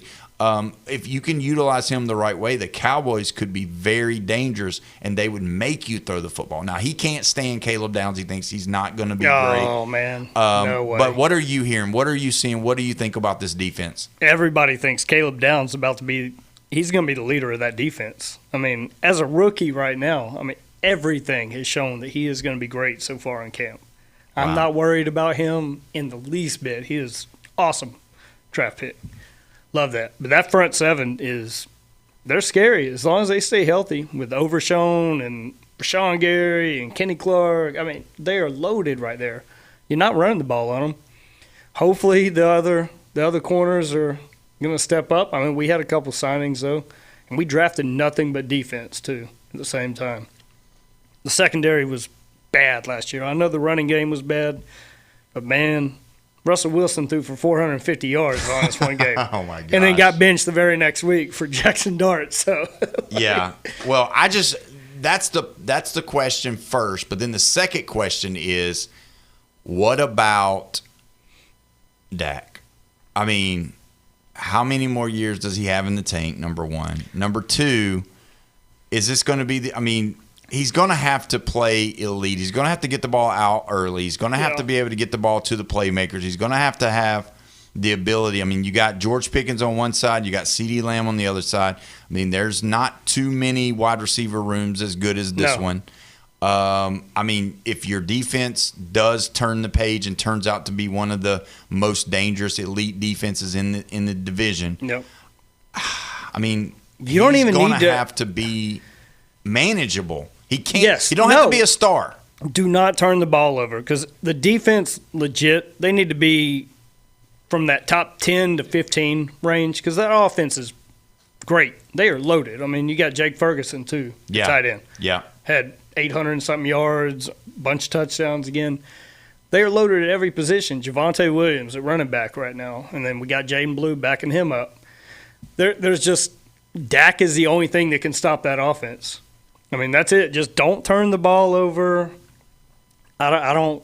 But this is his last year. If they get into the playoffs and he does the normal Dak thing that he does in the playoffs, and just completely nothing, doesn't show up, those nothing but pick sixes, I'm done with him. Wow. I've got one more year. Do you think Jerry will be done with him, though? I mean, where do you think – because you've heard him, Jerry, as weird as he can be, the other day Jeff said don't listen to Jerry, but I do. As weird as Jerry can be, because Jerry can talk about this and talk about that and then get rid of Micah, and then in the same breath still say Dak's one of the best quarterbacks in the league. And so it's just like, man, you did something really good. The Micah trade worked out great. Was fantastic. Everybody called him stupid. Yeah. Right? He got the last laugh on that as long as this year's defense does well. Yep. If this year's defense does as good as it seems, then okay, then Jerry's going to, be able to do a victory lap. But on the flip side of it, on the offensive side of the ball, you got two great wide receivers, and now you got Dak. And it's like, oh, yeah, Dak's our guy. Dak's great. Dak's great, best quarterback, one of the best quarterbacks in the league. He's got, He is good. I like Dak. I mean, huge numbers, but you got to prove it in the playoffs this year. That's where it matters. It doesn't matter what you do in the regular season. Yeah. Like, there's too many years we're going 13-4, 12-5 just to get to the first round of the playoffs and then get whooped by a sorry Green Bay Packer team a couple years ago. Yeah. That was not on – they were just now kind of coming up. I watched There was that no game. reason. When we got the Packers draw, whenever they won that, I was like, yes, that's the best possible scenario we have. Yeah. And we have a good path to the Super Bowl finally. Yeah. And then, no, we couldn't even make it past game one. Yeah, So, it was terrible. I'm going to read you what Kyle Albritton says. I have a better chance of winning the Powerball twice than the Cowboys do of winning the Super Bowl. William Bush said that the only thing that has held the Cowboys back in recent years is defense, and that's what they got this year. They are going to be a surprise team. Do you think it's going to be a surprise? I mean, can the Cowboys be surprised? Because if they go undefeated for the first 3, 4, 5 games, you think they're going to be gaining steam, and everybody's going to be like, okay, the Cowboys are legit this year. So you got Giants, Commanders, Ravens, Texans, Bucks. That's your first 5 games of the schedule. Very manageable. The one game that I would, maybe the 2 games that I would probably circle. I don't think the Giants are going to be there yet. No. I think the Commanders, I think with all the stuff going on with number 5, I think Jaden Daniels is going to – I don't think they're ready. I think the Ravens are still a little bit – but man, the Ravens – Lamar Jackson, I don't trust against him. NFC teams – I know. He kills NFC teams every year. Yeah. Lose over there. The Texans with that defense – and the defense is scary. That's a problem. But Their C.J. offense is- Stroud is a turnover machine, He is. and then now losing Wiggins as your number 2 receiver. Who Yeah. do you have as your number 2 right now?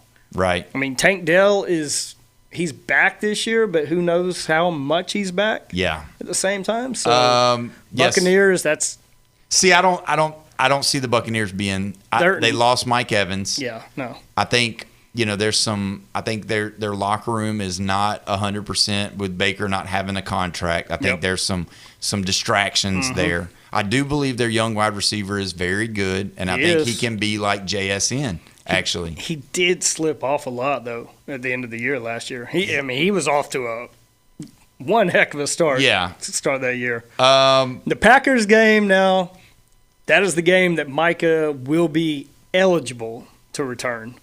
We'll see. I just don't. Do you trust Jordan Love? Because I don't. No. I don't. I really don't. No. I think I think they went to the honey hole too many times. Yep. I get the whole Brett Favre to Aaron Rodgers now to Jordan Love. I think it fell. I think the wheels fell off. I don't think they have enough weapons. I don't think either Jordan this year Love at the is same going to time. be No. So I don't. No. I don't see them being a real tough, No. person there. So But outside of that, I think it's just, realistically, they've got a chance to, to keep it going. It's wide open. Besides the NFC West, you've got 3 absolute beast teams over there. Yeah, you do. In there. And then it's who else is going to step up and compete with those guys? Yeah. But, I mean, if you beat the teams you're supposed to beat, then that's the deal. Yep. You know what I mean? If you win the games that you're supposed to win, and even if you can take 1 of 2 against, the Eagles, or 1 of 2 against the Rams, or whatever. Yeah. Those are the games that you can go 50-50. Yeah. You don't have to win every game, but you can't go on that slide either. You got to be able to do something. No, and they've got a tough stretch. I mean, they got Eagles, Seahawks, Rams, Jags. Yeah. Right there. That is a brutal 4-game stretch. No, you're exactly right. That's That's stretch. kind of the that's the bigger part. That is just. I mean, it's going to be tough. But I'm excited about it. I am too. I'm pumped up already. I'm so ready for college and NFL. I mean, we got, and I know you don't do high school much, but I've got high school, I've got college, NFL. It's all about to be going right here, and I'm so pumped up about it. Tell us one more time the address to the Lone Star Bullhouse. 320 West 5th Street, downtown Panama City. And the largest screen in Panama City. And you know what? They may have to build something. Who knows? There might be more building going on over at the Bullhouse before you know it. But the menu is unbelievable. And the thing is that there's if you don't like boiled seafood, no problem. They've got barbecue. If you don't like barbecue, no problem. They got pizza. If you don't like pizza, you're a communist. So I don't know. Find something. Yeah, eat something. But either way, we appreciate you coming on and being with us. And make sure you go see them over at the Lone Star Bullhouse. It's a great place. And when we come back, Coach Floyd from the Rutherford Rams is going to be joining us. You're listening to the Sports Blitz with Paul Wilson right here at 104.3 ESPN Northwest Florida.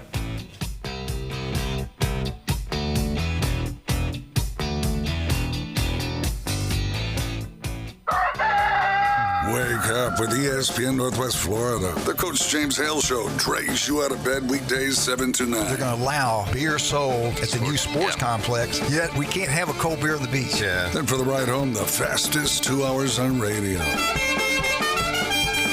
The Sports Blitz with Paul Wilson. You better hope you're ready. Morning drive and the afternoon commute are live and local on the Gulf Coast. 104.3 ESPN Northwest Florida. Looking for the ultimate local hangout? Welcome to the Deckhand Social. Savor fresh coastal bites, sip ice-cold craft drinks, and soak in those unbeatable vibes on the Grand Lagoon. Whether you're kicking back after a day on the water or catching the sunset with great music and good friends, this is where PCB comes together. Plus, watch the game on the 20-foot wide mega screen, featuring inside and outside dining, the Deckhand Social, 3901 Thomas Drive at Pirate Cove Arena. Follow them on Facebook. Outlaws Barbecue, the best slow smoke barbecue and ribs that fall off the bone. We're talking sandwiches piled high with tender pork, juicy beef brisket, or chopped chicken, plus delicious catfish, fried shrimp, smoked prime rib dip sandwiches, smoked wings, and the best smoked tuna dip on the beach. Save room for homemade cobblers and banana pudding, and catch live music Thursday, Friday, and Saturday at Outlaws Barbecue. Catering available too. Outlaws Barbecue, 6804 Thomas Drive. Call in with your questions, hot takes, and rants at 850-215-6290. Now, I'm sure that most of you have used a dial telephone before. The Sports Talk Monster. ESPN, Northwest Florida. Come back to the Sports Blitz. Welcome back. You're listening to the Sports Blitz with Paul Wilson right here at 104.3 ESPN Northwest Florida, your spot for the Atlanta Braves. Don't forget the Braves will be back on the air 1 o'clock Saturday. The Braves always right here in Braves country, 104.3 ESPN Northwest Florida. Going to do some of our sponsors right here. The Deckhand Social is a place that you want to go to. The brunch with the Deckhand Social is Saturday and Sunday 10 to 2. 3901 Thomas Drive, online at thedeckhandsocial.com. So make sure you go over there and be a part of that. They're going to have specials as well. There's a place that can rain or shine. for your athletic needs, for your kids, for yourself, for whoever. It's called DuPlay. 287 Aberdeen Parkway in Panama City, right next to the Lynn Haven Sports Complex. You don't want to miss it. Those guys are way better than what I just said. I'm just telling you, DuPlayOnline.com is their website. You can go to their Facebook page. That's DuPlay. And they've got all of the things that they're doing. They've got volleyball, basketball, indoor soccer, indoor flag football, baseball, all of those things. They've got camps. They've got, after school deals, everything you can think of going on. You need to go over there and see them. They just had their 1-year anniversary, and I'm telling you, their kids love it over there. Everybody goes over there. You don't have to just be a little kid either. High schoolers are there. Adults are there. It's a fun, safe, and it's an awesome environment. So make sure that you go over there. Something big is coming. On September the 2nd, DraftKings Game Day arrives with massive deals, exclusive deals, and an all-day celebration built for sports fans. The countdown has begun. All roads lead to Game Day. The DraftKings Sports app is now live in all 50 states. That means Florida, from Texas to California. Every fan is in on the excitement. One app, every sport, all 50 states. DraftKings Game Day is yours. Remember the date, September the 2nd. DraftKings Game Day is the kickoff of a new season, a new era, and the biggest day in sports history. Get pumped. Get ready to celebrate. New DraftKings customers sign up with code NWFlorida. Spend $5 to get $150 in rewards within 14 days. That's code NWFlorida in partnership with DraftKings. The crown is yours. Event trading offered by DraftKings Predictions, a CFTC registered introducing broker. Trading involves risk of loss. Market availability varies. Eligibility restrictions apply. $50 every 7 days via click-to-claim issued in non-withdrawable prediction dollars that expire in 1 year. Ends August 23rd. Terms dkng.co/predictions promo. Nationwide based on sportsbook predictions and free-to-play sports contest availability varies by state.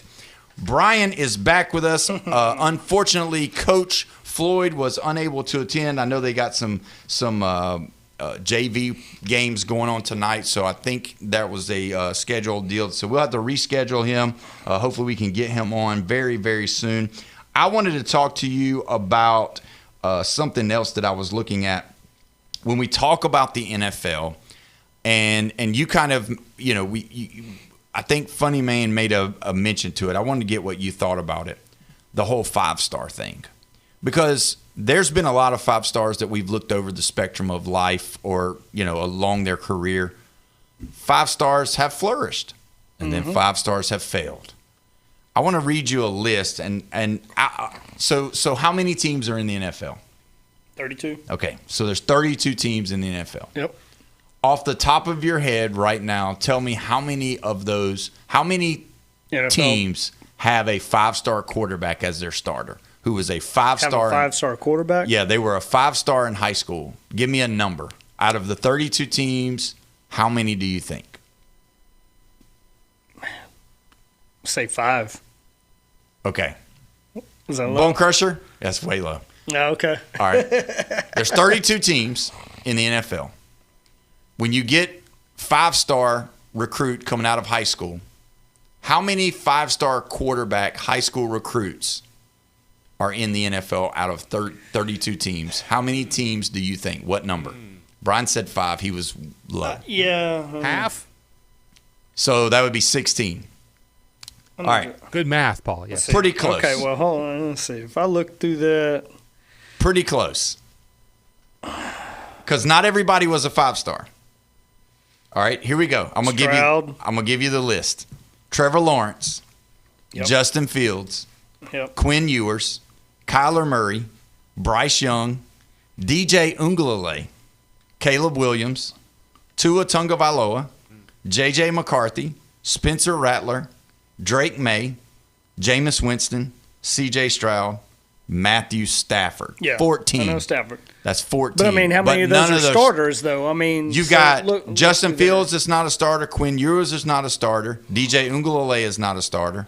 Tua might be a starter. J.J. McCarthy is not the starter. Spencer Rattler is not the starter. Jameis Winston is not the starter. So you're looking at probably about 8 if you add Tua, 7 if you don't. So it really doesn't always matter because there's a lot of those guys that even though Matthew Stafford there's one name that I did not mention. Patrick Mahomes. Yeah. Josh Allen. Lamar Jackson. No, you knew Josh Allen. I mean, he went to Wyoming. There was no way he was a 5-star going to Wyoming. So Josh Allen, Lamar Jackson, Joe Burrow, Patrick Mahomes. I mean, so it doesn't always you don't always have to be the 5-star quarterback. Brock Purdy. I mean, that's true. You're talking about Jalen Hurts, who even though he did play at Alabama, he wasn't a 5-star. No, wasn't a 5-star. But he's won the Super Bowl. Oh yeah. So I mean, Dak Prescott wasn't a 5-star. Yeah. Going to Mississippi State, they're not getting a 5-star. So. I'm just saying. Yeah. So it don't always pan out to be, that. When you think about it, it's always, it always makes you wonder. Let me ask you this. Yesterday, we found out that 2-time Pro Bowl Trevin Diggs went to the Seattle Seahawks. How does that make you feel? Now you've got... Good. Good. Because we play them this year. That dude, he had 1 year. He had 1 year where he was a ball hawk. Yeah. And he had, 4 or 5 pick sixes in a single year. But at the same time, he also got burned for, I think, more 40, 50-yard gain given up to the receivers than anybody else in the NFL. True. He was a get an interception or I'm getting burned completely. Yeah. And they're going down. He fell off hard. It was hard to watch him. Yeah. No, I'm so glad. No love lost there. Nope. Oh, wow. I hope Seattle starts him because George Pickens and CD are going to have a field day with that dude.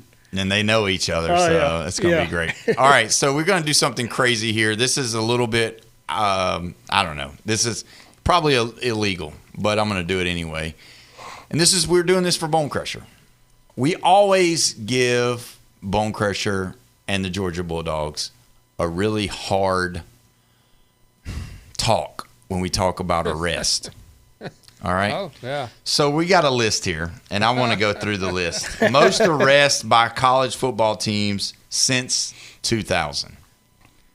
All right?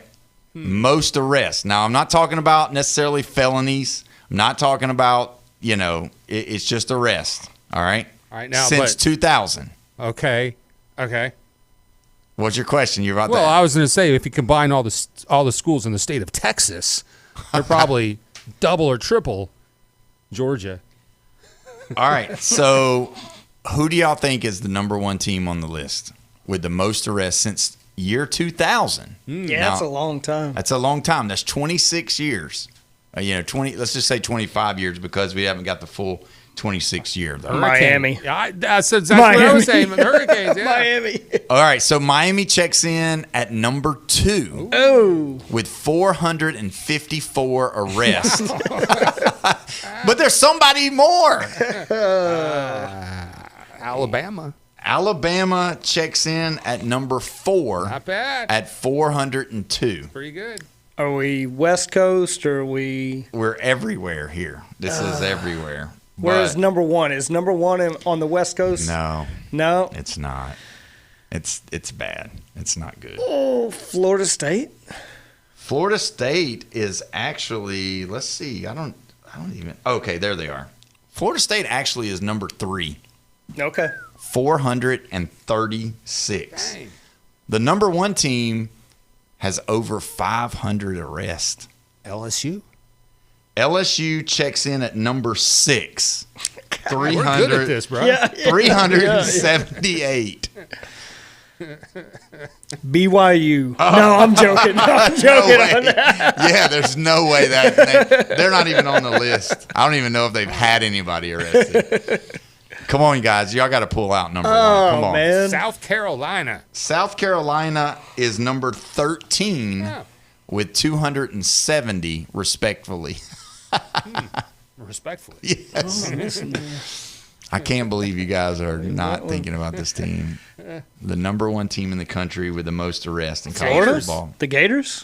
It is the Gators. Hey, Number they wanted one. something. Yeah. Oh, wow. And where was the Bulldogs on that list? Hold on. The Gators are 539 arrests since 2000.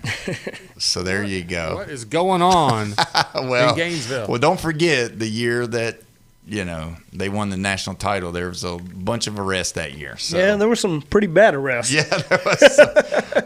The team we didn't mention in the top 5, so the Florida, Miami, Florida State, Alabama, Ohio State. So they are the Big Ten most arrests. They've got 389.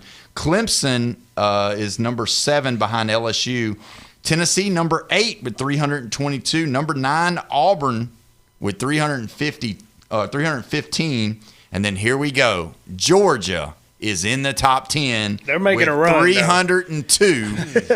And Texas is right behind them at number 11 with 291. So a little bit further behind. Do we know what school has the least amount of arrests? Well, I will say this. It's just the top 25. Okay. And number 25 was the Colorado Buffaloes. So there you go. I'll just say the rest of the list just for the sake of their, if you're listening, your team. Number 12, Oklahoma, 281. 13, South Carolina, 270. Notre Dame, the Catholics, 259. Michigan checks in at number 15, 248. Penn State, 238. Yeah. You see what happened at Penn State this week? Oh, man. Oh, mercy. We're going to be talking about it heavy tomorrow. It's so bad. Number 17, Ole Miss, 231. Yeah, that Penn State number is probably going to go up. Don't fear. Looks like Penn State's going to pass Michigan. The whole definition of a whiteout. Yeah. It's a whole different thing now. Wow, that's crazy. That's unbelievable. Number 18 is Arkansas with 220. Then you got Wisconsin at 217. West Virginia say, you know what, hold my beer. I'm clocking in at number 20 with 205. All for couch burning. That's right. Iowa at 21 at 198. North Carolina State say, you know what, we're going to bring the ACC into this talk, 190. Here's one that surprised me. Number 23 was the Herd, Marshall, 103 or 183. 93, and then Arizona State at 24, and then number 25 was Colorado. So there you go. I just think it's hilarious when you look at it. Obviously, it's not a laughing matter, but if you look at that list, though, the other part of that list is, when you think about it, how crazy is that list? Look at who won the championships in the last 25 years. Yeah. Florida, Miami, Florida State, Alabama, Ohio State, LSU, Clemson, Tennessee, Auburn, Georgia, not Texas, Oklahoma. We have one. Not Oklahoma. Come on. Yeah, that's true. You did win. I forgot about that. Oklahoma. You know what I mean? It's like a prerequisite. I hate to say this out loud. This is embarrassing. No. It's like it's a prerequisite to be good in college football. You got to have high arrests. You got to have some people that are going to get in trouble, and that's just not good. And Bone Crusher, I want to formally, from the Sports Blitz with Paul Wilson, apologize to you for all of the comments we made about Georgia players getting arrested, because they don't lead the list. They're just in the top 10. But we apologize. Either way, we got a great show on target for you tomorrow. It's going to be fantastic. I'll see you tonight. Mosley, Choctaw. We're going to be doing a halftime and an end-of-game interview. We'll see you tomorrow, guys. Have a great night.